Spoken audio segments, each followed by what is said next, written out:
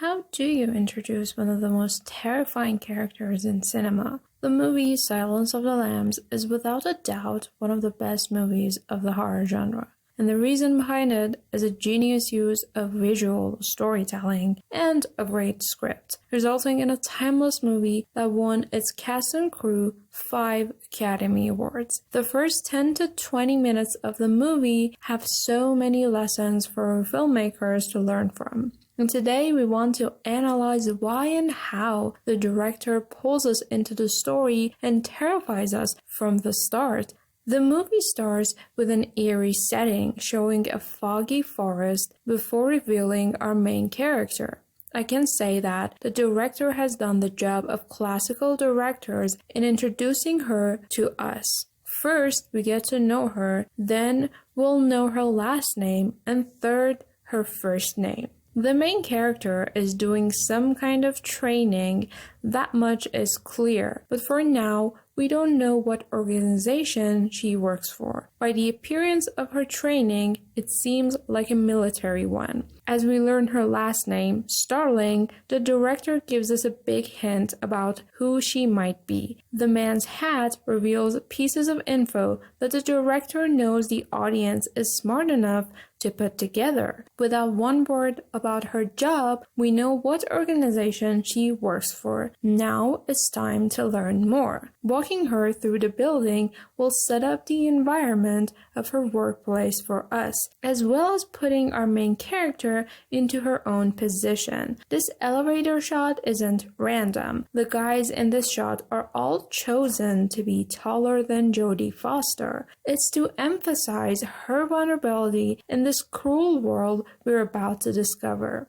All the men are dressed in red, not to precisely say they are dangerous, but as a subtle hint of the danger of the world. This is a male-dominated world, as we shall see through the movie, and she only gets underestimated more and more. She's only called for when they need her, and it is only through the climax of her storyline that people come to realize the power she has had all along. Now going back to the beginning of the movie, moments before the elevator scene, we'll learn her first name as well, Clarice. While she's waiting for Crawford, the movie puts more and more information in front of us. But let's take a break from that for a moment and talk about something else. The lighting in this movie is designed in a way to emphasize the eyes and show them as clearly as possible. As seen here, Clarice's eyes are shown clearly and without any shadows. Now let's continue. I'm going to skip over the info in dialogue, which is hidden through subtext layers, partly because they're very clear, but to get to another point in the beginning sequence.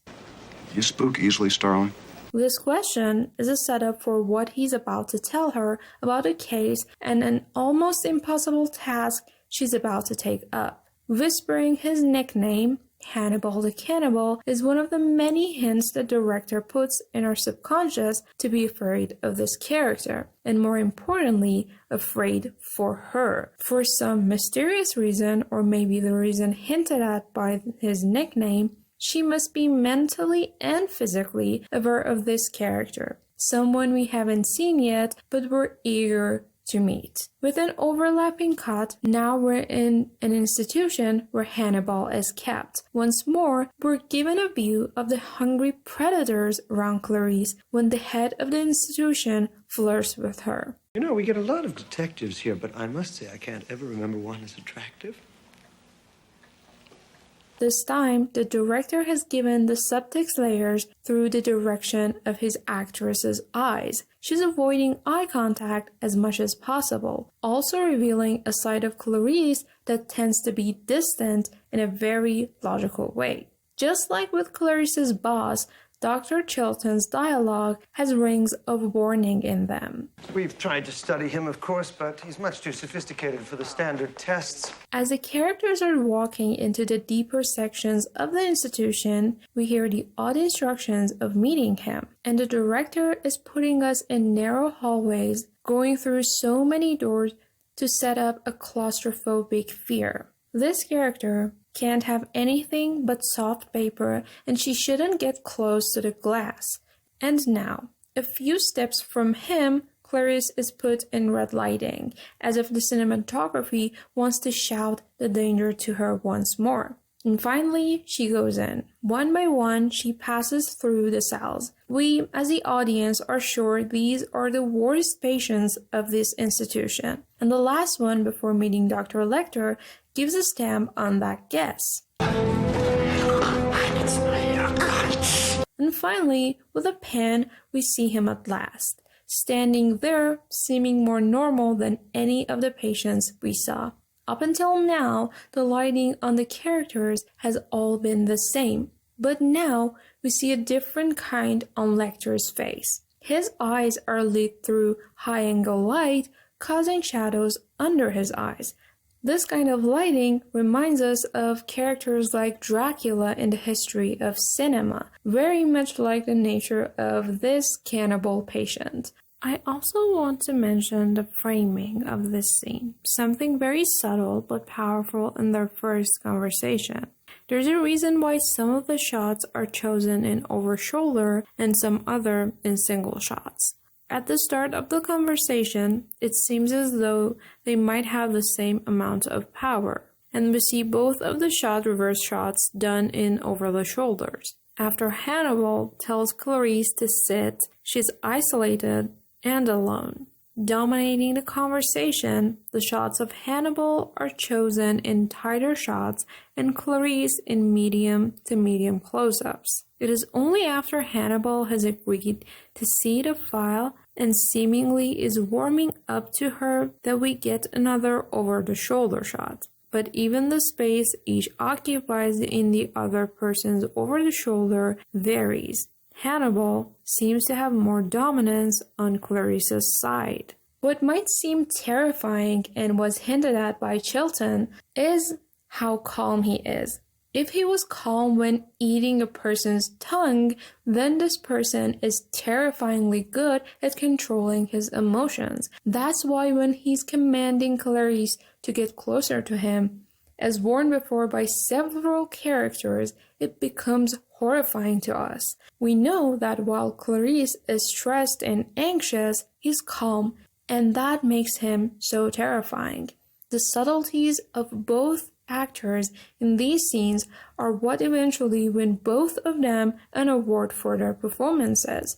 Little clenches, avoiding eye contact, or anxious head nods are all what we gather in knowing that Clarice isn't comfortable around Lecter.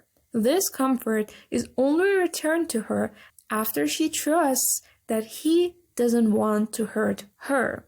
The name Hannibal comes from a historical figure that was famous for guessing and assuming his opponent's weaknesses and strength, something we'll witness with him from the start. He starts the conversation with a question and Clarice just answers. He tells her to sit down and she does so, proving even more that he is in fact in control. He talks about her cream and perfume, revealing how precise he is in the art of observing. And when Clarice wants to get the upper hand and be smarter, he crushes her. No.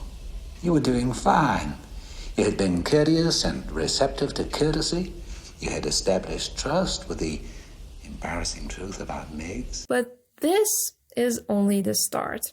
As by Clarice's appearance and little hints of her accent, he breaks down her entire life as he's stripping her naked of every secret Clarice thinks she can hide from him. And then again, when she's hit and tries to gain power by pointing out to Lecter that maybe he has to take a look at himself, he scares her by showing who he is, rather admitting that he knows his dangerous nature and isn't afraid of it.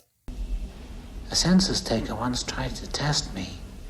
I ate his liver with some fava beans and a nice Chianti. Disappointed, she's sent back to where she came from, and just an offensive accident gives a second chance to Clarice. That's when Hannibal calls her to come back, this time regaining the monstrous posture of Dracula. Hannibal tells her that he will help Clarice in this case. He gives Clarice a hint, which will lead her into one of his old places that he kept his victims. Something Clarice mentions the first time they meet is the fact that most serial killers like to keep parts of their victims. This leads us to the second time Clarice meets Lecter. Having gained some trust, not only does she sit close to the glass, but she seems more used to being around him. This time, the lighting has put Hannibal in yet another memorable light, very much reminding us of Dracula. Subtleties like not blinking only add to the masterful performance that eventually leads Hopkins to win his award. This movie is an absolute masterpiece in setting up everything that will have a payoff in the third act. But I wanted to keep it short and on point, so I hope you enjoyed this video. Make sure to subscribe if you haven't already, and I'll see you next time.